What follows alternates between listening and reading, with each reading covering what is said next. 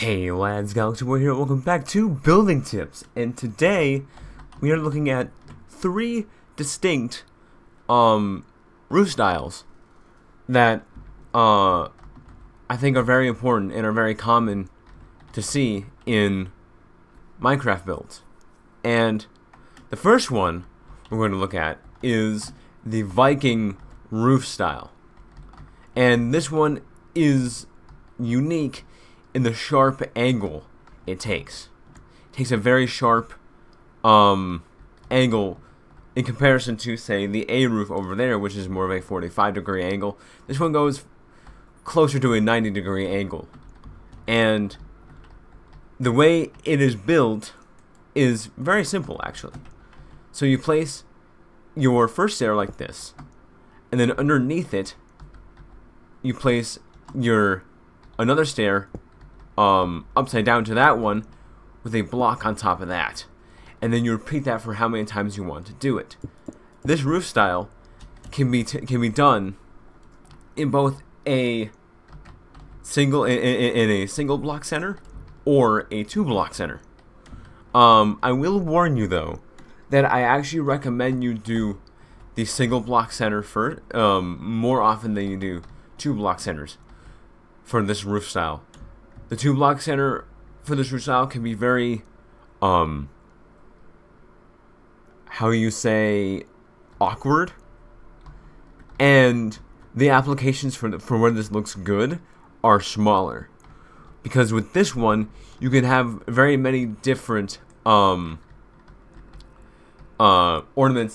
to stylize your roof. Such as this, right? You can make it look like this. And wow, that's crazy. Whereas this one, it's a little stranger to do that.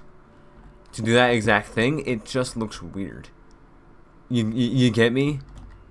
And so, I recommend you adhere to the single block center more. And here is an example of a traditional rustic Viking house where you can do whatever you want with the ends here and there.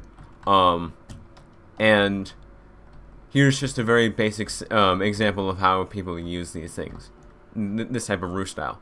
And the second roof style that people use it on is the very YouTuber friendly cottagecore build style. Now this one also works as a Tudor style build. You can over there is where I use an example of how you can use an A roof, whereas this one uses a Viking roof and is a mixture of rustic and Tudor build styles. And so, the Viking roof style can be very helpful here to blend the two together and to get a very unique cottagecore look. And there are multiple different ways you can use this one, more than just these three that I've laid out here. But I think it's time to move on to the second one, which I know as like a shed roof style. Where it's one singular line drawn on top of the house. Now this could be, the difference here is that there is no set angle to put this roof style on. It really depends on what you're going for. Again, the sharper of the angle you go, the less applicable it is to make, right? And here are two examples of the differences in angles you can take in order to make a shed roof style. Now, on the back of this one is an example of what it looks like if you doubled up on the slabs to make it. And it is your choice whether you decide to do that or not. And the most common application of a shed roof style is an outhouse, of course. If you were to build this outhouse with another roof style, I would hedge a bet and say that it would look too orderly. Outhouses are supposed to look this way, look almost abandoned, because that the only purpose it has is to poop. right? And so to make it much of anything important would detract from its purpose. Now I'm gonna skip over this one and go to the another roof style, which is the flat roof style, completely flat. It's kind of like the shed roof style, but it's usually bigger and there's no angle at all. And the application this is most seen in is in contemporary or suburban infrastructure.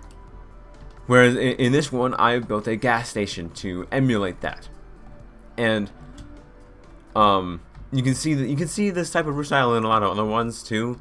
It's not relegated to just that style of roof. However, this is a very interesting application of it, and also I kind of just ran out of time to make this video, and so you get the most interesting application of this roof style. And the last roof style I have is a combination of every roof style here, which is the barn roof style. You can see how the curvature here blends every single technique used. And it's a really good example for the idea of you can mix, you can alter, you can change and cobble together these roof styles in any way, shape, or form you so desire. These are not rules to go by.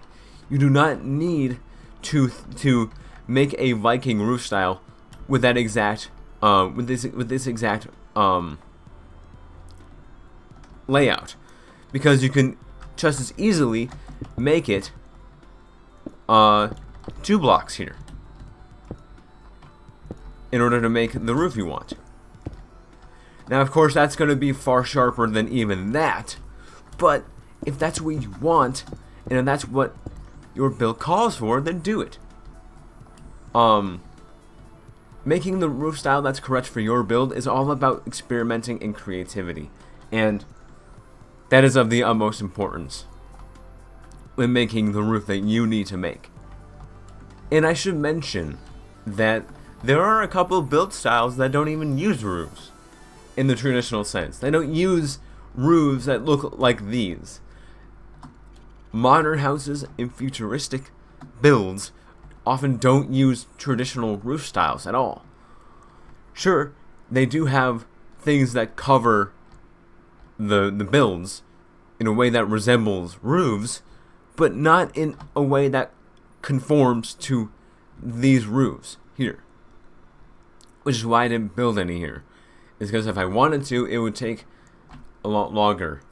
And you'll see how you can implement roofs in those builds later on when I probably get around to getting those builds. But not in this video. Definitely not in this video. But that is all I have for this video.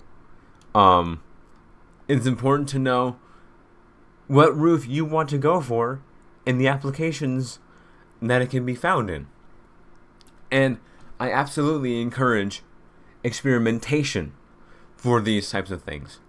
And that in order to get the roof style that you want and that works the best for your build, you need to experiment. Or else you're going to have a build that you don't want and that you aren't happy with. But regardless, that is the end of this video. I sure hope that you found it informative in one way or another, or just purely entertaining, something to put on in the background, this or that. But as always, I will see you lads later. Take care.